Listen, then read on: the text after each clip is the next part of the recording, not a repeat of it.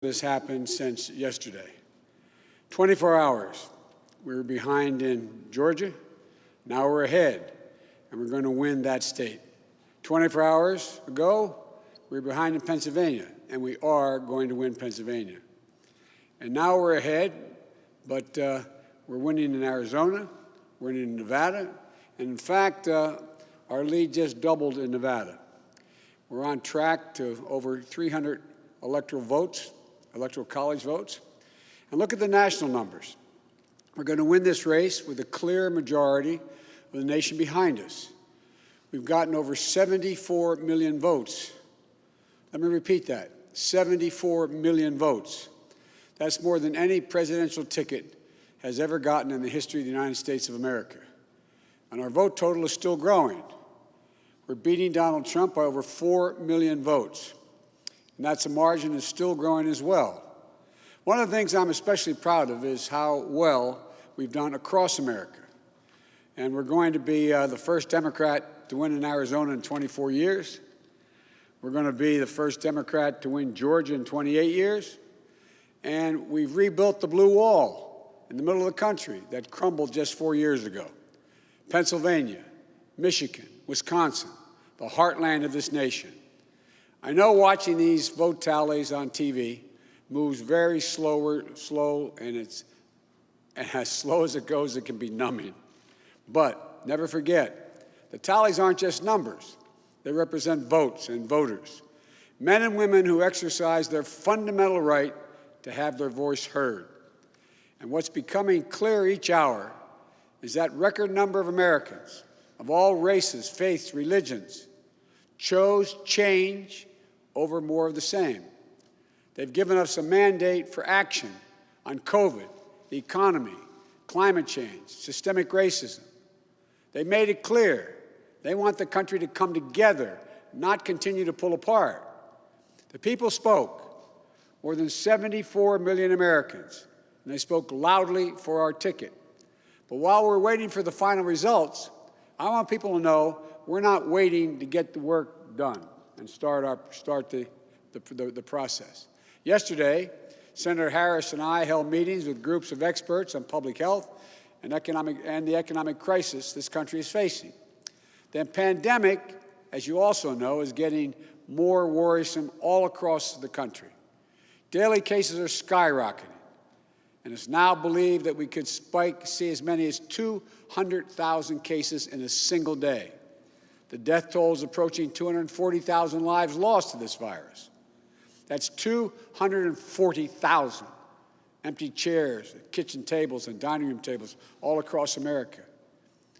We'll never be able to measure all that pain and the loss, the suffering that so many families have experienced. We know something about what it feels like to lose someone. And I want them to know they're not alone. Our hearts break with you. I want everyone to know on day one, we're going to put our plan to control this virus into action. We can't save any of the lives lost, any of those who have been lost, but we can save a lot of lives in the months ahead. Senator Harris and I also heard yesterday about how this recovery is slowing because of the failure to get the pandemic under control. More than 20 million people are on unemployment. Millions are worried about making rent and putting food on the table. Our economic plan will put a focus on a path to a strong recovery. Look, we both know tensions are high. They can be high after a tough election, one like we've had. But we need to remember, we have to remain calm, patient, let the process work out as we count all the votes. You know, we're proving again what we've proved for 244 years in this country. Democracy works. Your vote will be counted. I don't care how hard people try to stop it. I will not let it happen. The people will be heard. Our journey is toward a more perfect union, and it keeps moving on. In America, we hold strong views. We have strong disagreements, and that's okay. Strong disagreements are inevitable in a democracy, and strong disagreements are healthy. They're a sign of a vigorous debate, of deeply held views. But we have to remember, the purpose of our politics isn't total, unrelenting, unending warfare.